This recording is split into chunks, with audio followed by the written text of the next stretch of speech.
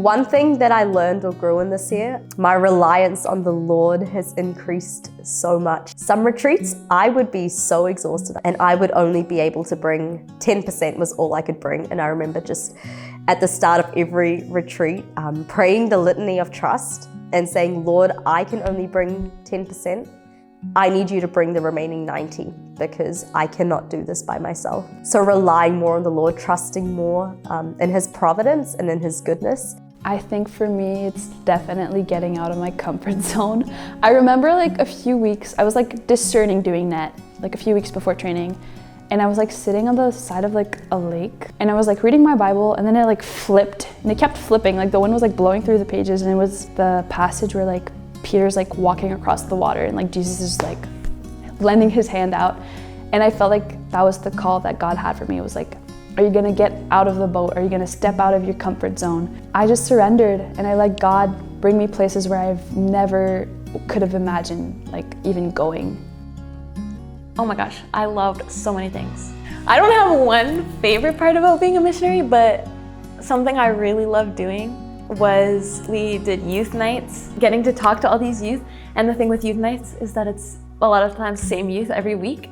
So getting to know them more, hearing more about like what's going on in their heart. I would say an unexpected blessing was the sisterhood. I never grew up with sisters. I have one brother, and I remember coming into net. I'm not a very emotional person, and all my sisters in my small group were like weeping, and I was like, why are they crying? It allowed for me to be okay with where I was at. It allowed for me to express my emotions. They supported me, they loved me, they saw where I was at, and they accepted me wherever I was at. I think the biggest way that the Lord worked in the youth's lives this year was that He allowed for them to open up the door to their hearts, even just a little. We did a lot of retreats about identity this year. A lot of youth today struggle with that. They struggle with who they are, and the way the Lord worked was He allowed for them to see that their identity is rooted in Him. They don't know who Christ is. Not just that they haven't met Him, what their idea of what Christ is warped. And it could be from their past, it could be, they just can't fathom that someone could infinitely love. God, in the hearts of youth, wants to usually do one of two things. He wants to either make them feel like they're held or heal them. And over this past 6 months, I've seen so many youth held or healed by God. The 6 attitudes are like an attitude that we bring upon ministry, where it like helps us to just build genuine relationships with the students and to just like see where they're at. Okay, so the 6th attitude: radical ministry of presence, upholding the Holy Spirit as the primary agent of conversion, mission and community, fostering authentic relationships, meeting them where they're at and going where God inspires, and fueling a burning heart for mission. I've seen all 6 of them through the year, but one I think that's like really stood out was upholding the Holy Spirit as the primary agent of conversion. For me, a lot of the time I wanted to be able to, convince the youth myself. God is the way, God is like so good and you need to give your life to Christ and like here's all the reasons why. So it's hard sometimes to let go of that and surrender that to God and like let Him be the one to lead the way and know that like He's the primary agent of conversion. He's the one that actually knows the youth's heart. One of the 6 attitudes that really like spoke to me this year is meeting them where they're at and trusting like where God inspires. Often I would have a situation where I'm like, God, I don't know where this is going. And it would just be like, come Holy Spirit, like I need you right now, Lord. And so just seeing how like in situations where I think it's impossible that the Lord can do something with this student, God just like flips the table around and is like, this ain't about you. This is me and this youth, and you're bringing me to this person.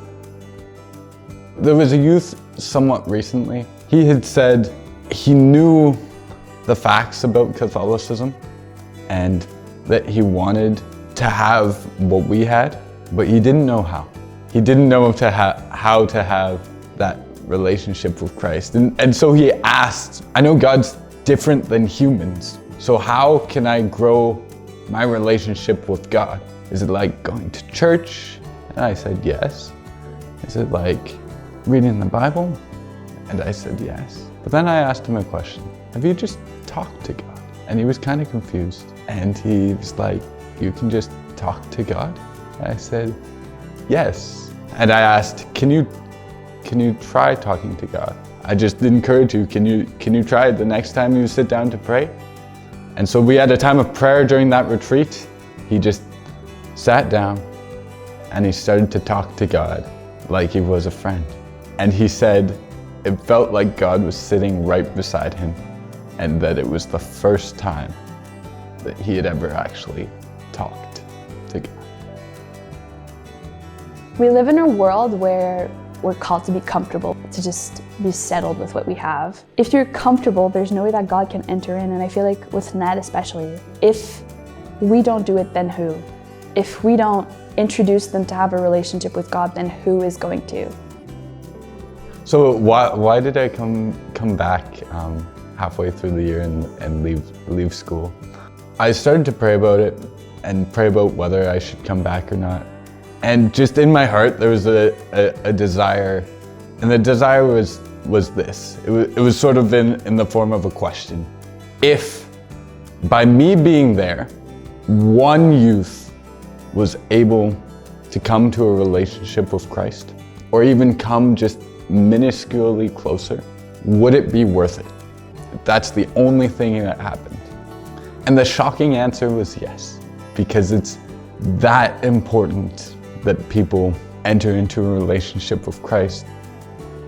I have found that it is the only relationship that will ultimately satisfy.